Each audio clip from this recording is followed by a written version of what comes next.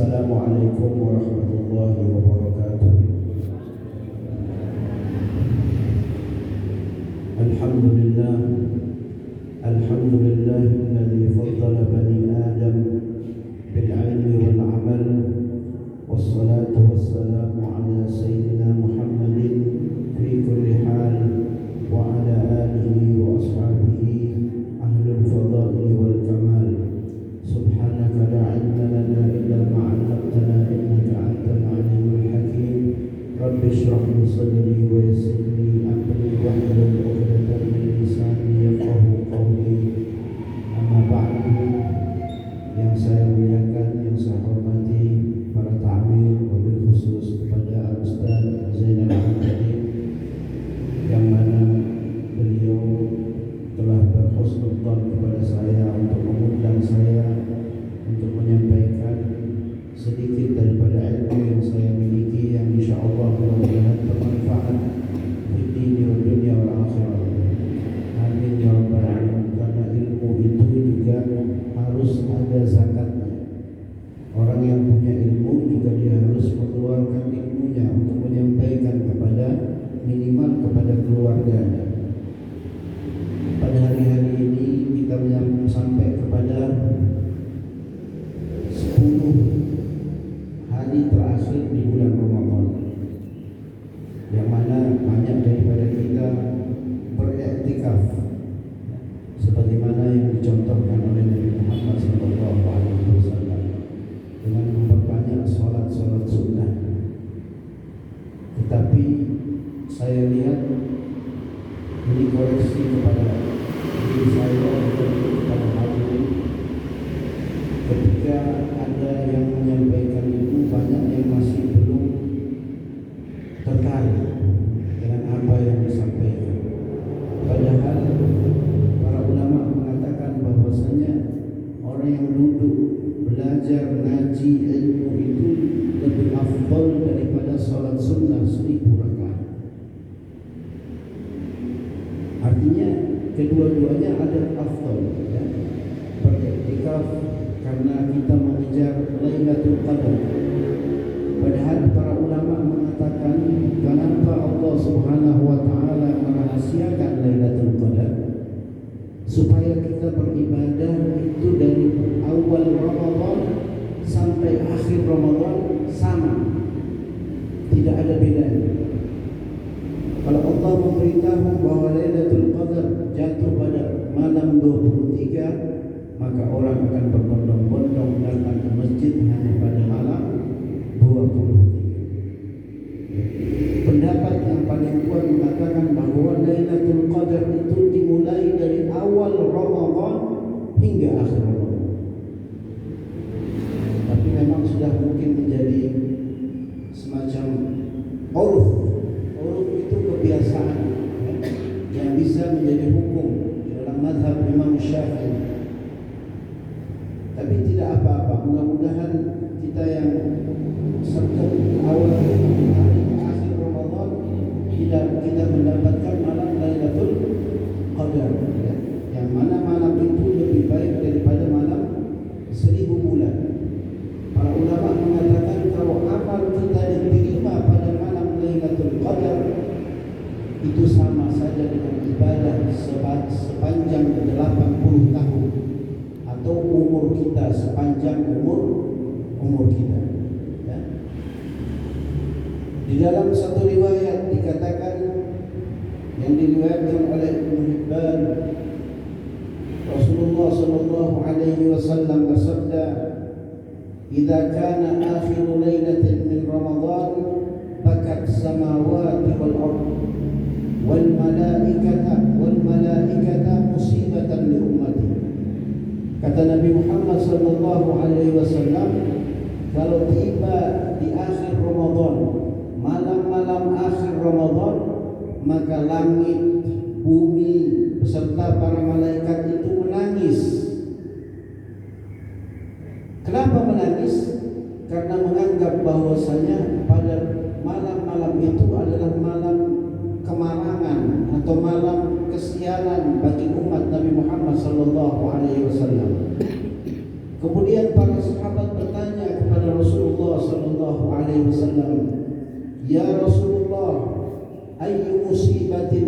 ala ummatik, musibah apa yang menimpa umatku? Lalu kata Nabi Muhammad SAW, bagaimana tidak umatku tertimpa kemalangan, padahal di bulan Ramadan nafkah kepada istri, kepada keluarga kita itu menjadi sedekah.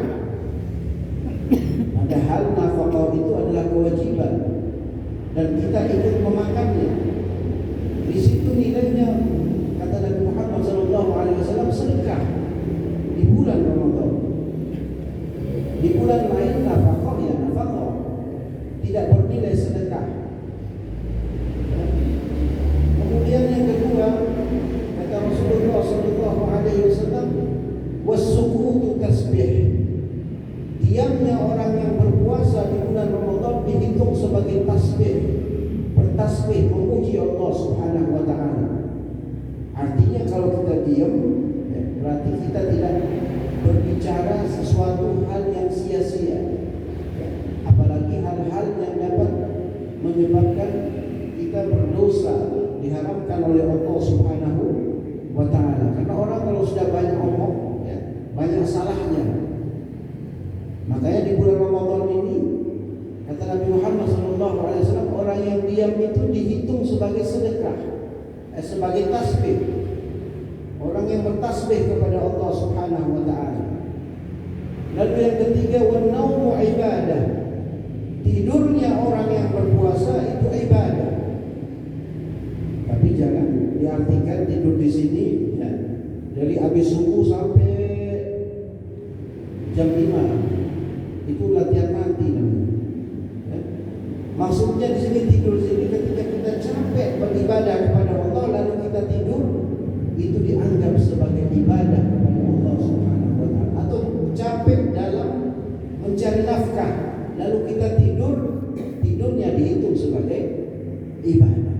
Ya. Bukan begadang semalaman ya. Terus nanti tidur habis subuh bangunnya jam 5. Itu namanya bukan ibadah, itu latihan mati. Ya. Ini kok pada diam semua. Lagi ini. Oh, iya. Dan doa diijabah oleh Allah Subhanahu wa taala. Ya, doa-doa kita diijabah oleh Allah Subhanahu wa taala. Terutama doanya ketika kita sedang berbuka puasa. Itu doa katanya tidak tertolak. Lalu kenapa kita berdoa tidak terkabul? Terkabul doa kita oleh Allah, didengar oleh Allah, dijawab oleh Allah. Tetapi nanti kapan itu kehendak Allah Subhanahu wa taala. Ya. Al-Imam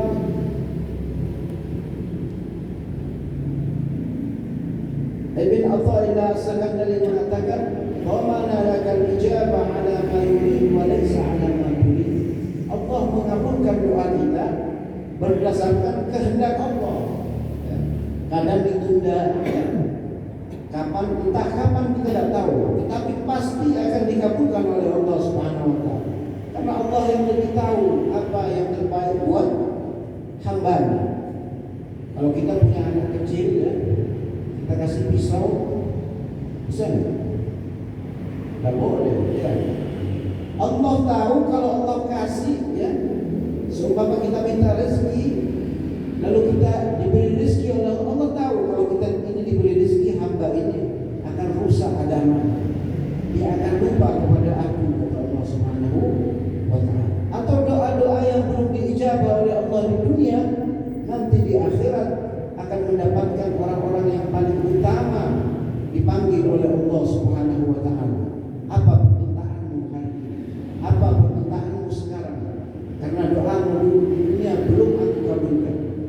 Ya, dibanding orang-orang yang doa-doanya sudah dikabulkan oleh Allah Subhanahu wa taala.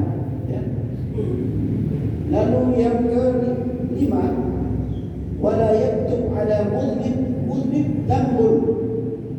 Kalau seorang yang berpuasa di bulan Ramadan, dia tidak sengaja melakukan dosa kepada Allah Subhanahu wa taala, maka dosanya tidak ditulis, dicatat sebagai dosa kepada Allah Subhanahu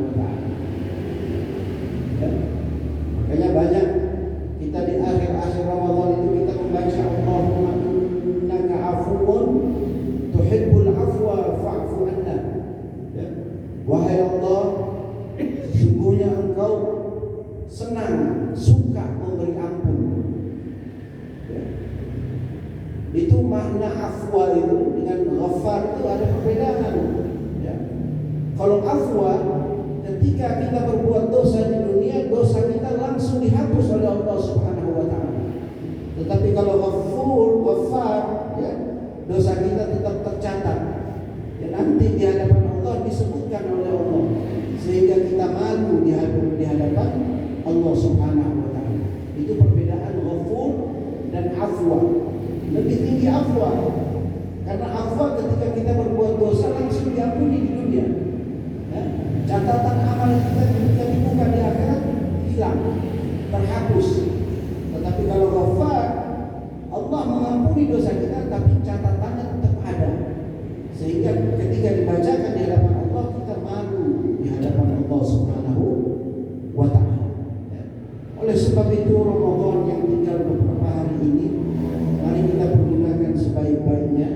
Belum ada kata terlambat dalam berbuat kebaikan, ketaatan kepada Allah Subhanahu wa taala. Ya. Ud'u ila Allah walau adnabta alfa marrah.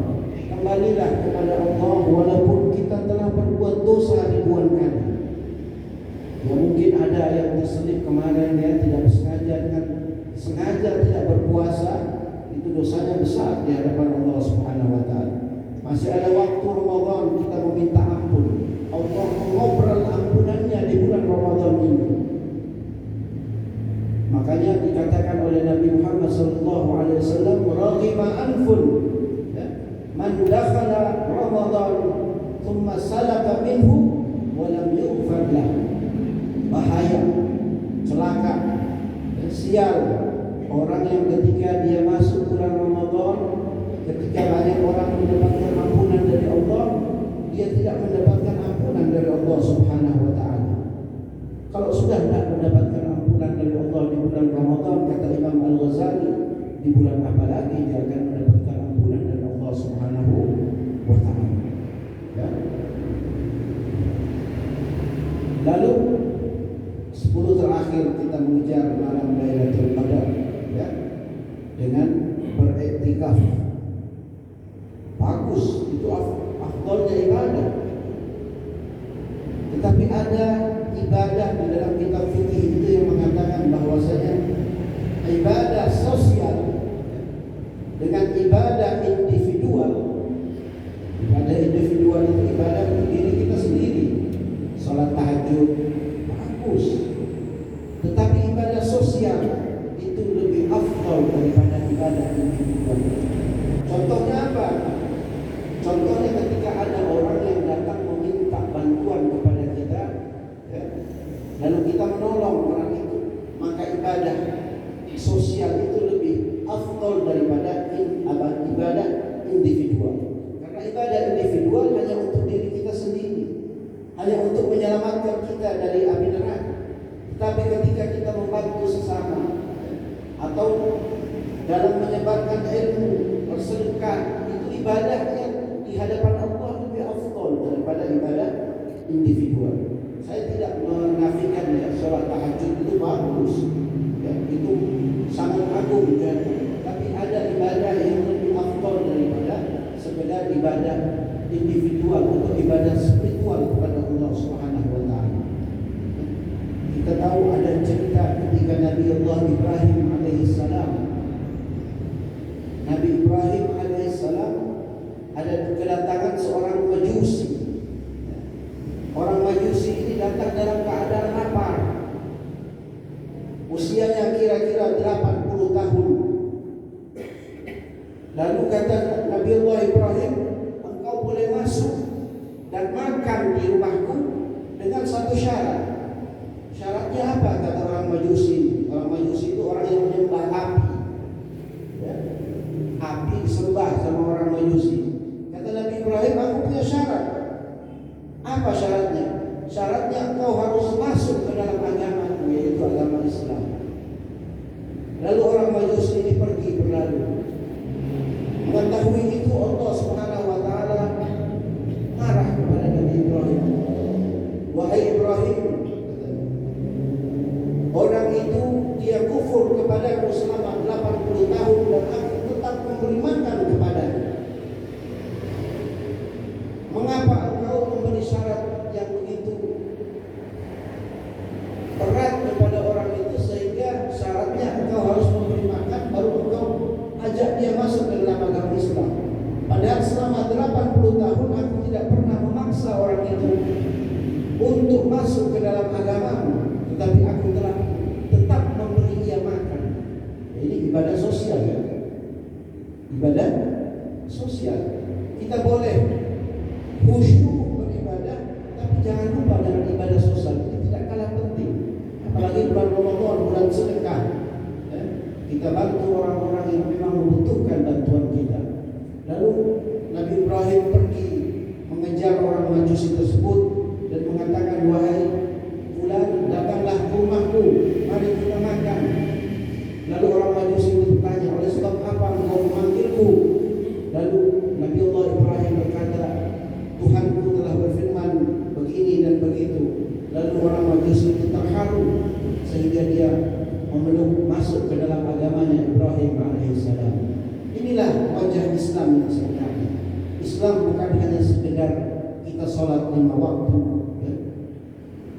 Khusyuk beribadah, menambah amalan-amalan bagus, itu bagus, sangat bagus.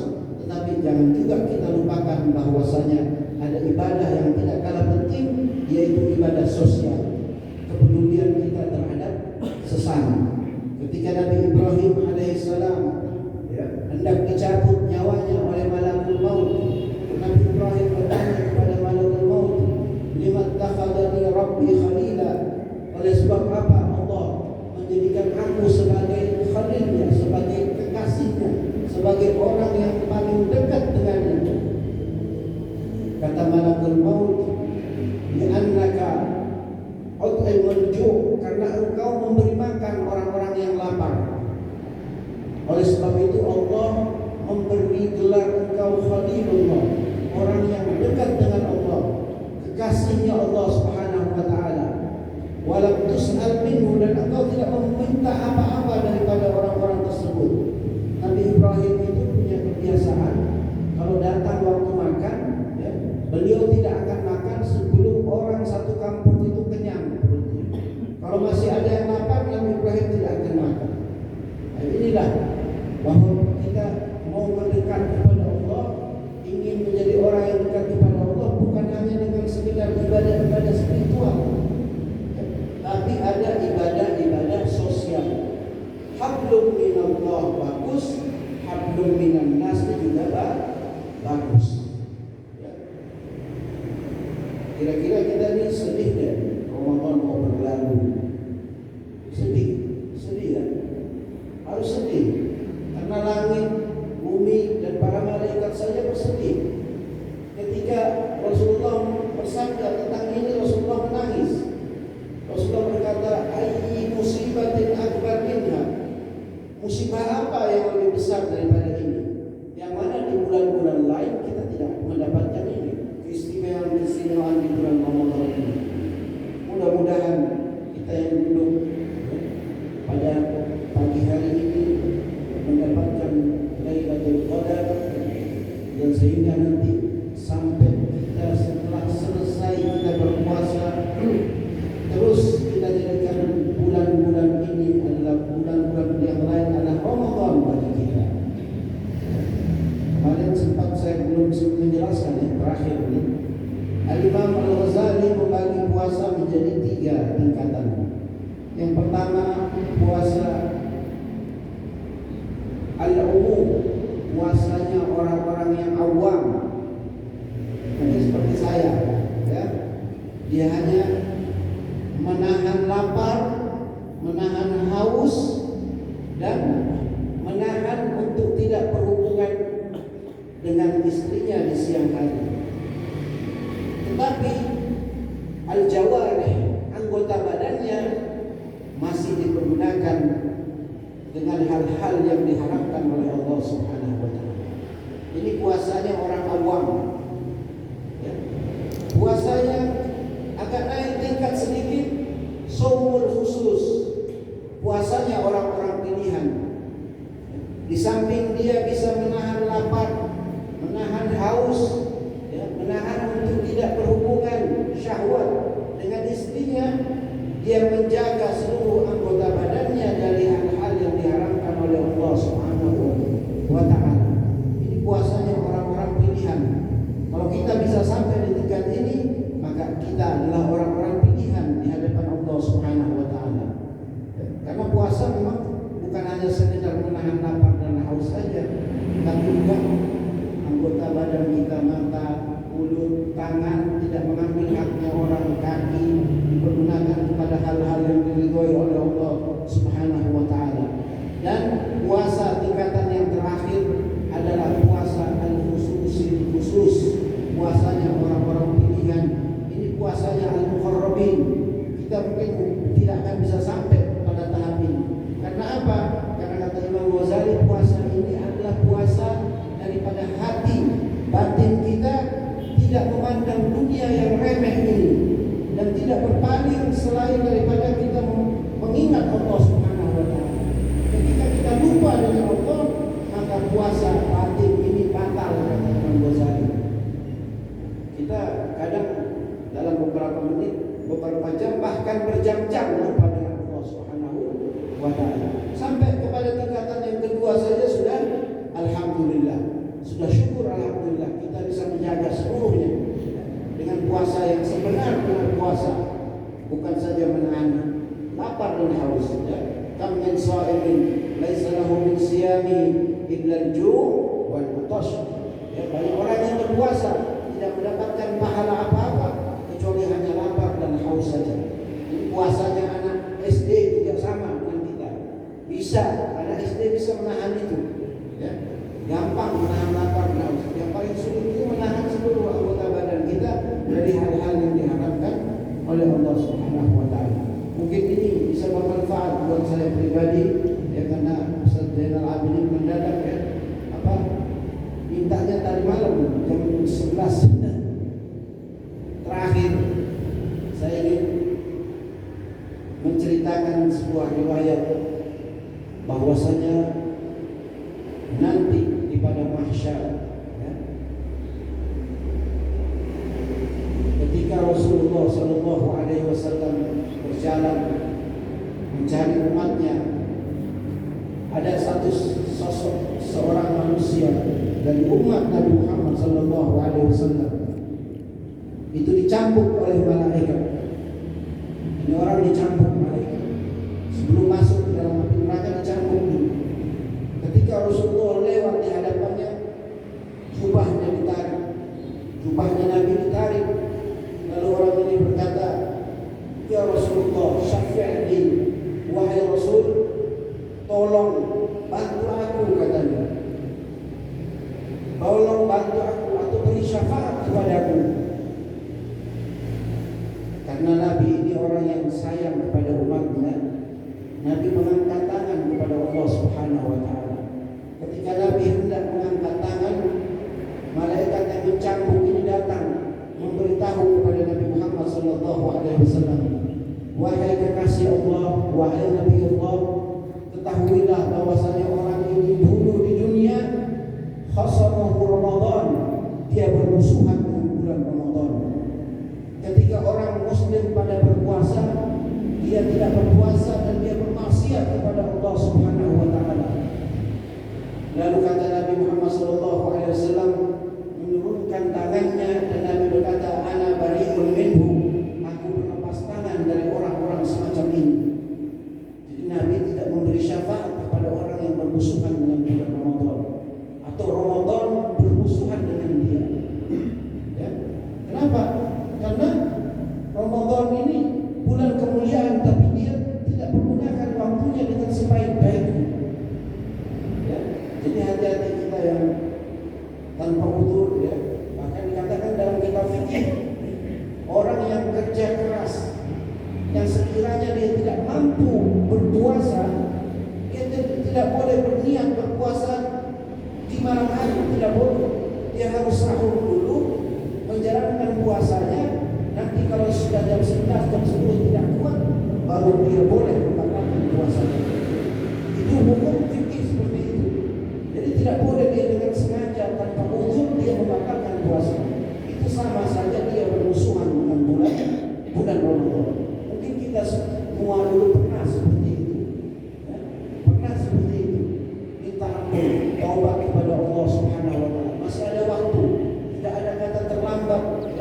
meminta ampun kepada Allah Subhanahu wa taala. Allah itu senang memberi ampun. Dikatakan kalau sudah tidak ada orang lagi yang berdosa di dunia ini, maka akan dimusnahkan, diganti dengan umat yang baru. Kalau orang sudah tidak ada yang berbuat dosa, maka sifat Ghaffar, sifat afwanya Allah sudah tidak berfungsi. Untuk apa? Jadi dibuatlah umat yang baru. Kita pasti semua di sini pernah berdosa, pernah melakukan dosa kepada Allah. Jadi paling gampang itu sebenarnya dosa kepada Allah, karena Allah gampang mengampuni. Ya. Kalau dengan manusia sulit ya, banyak sulit. Jadi lebih enak dekat dengan Allah atau dengan manusia? Dengan Allah.